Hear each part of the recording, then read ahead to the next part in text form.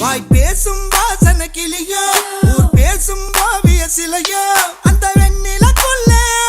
சுட்ட வடகரி நீதானே நீ போனா யாரடி எனக்கு நீ தானே சின்ன ஜனுக்கு அடி 5:30 மணிக்கே ஜெஞ்சர் சோடா தரவா நான் உனக்கு நாம் பார்த்த ஒரு தலை நீதானே உன்னால தருதல நான் தானே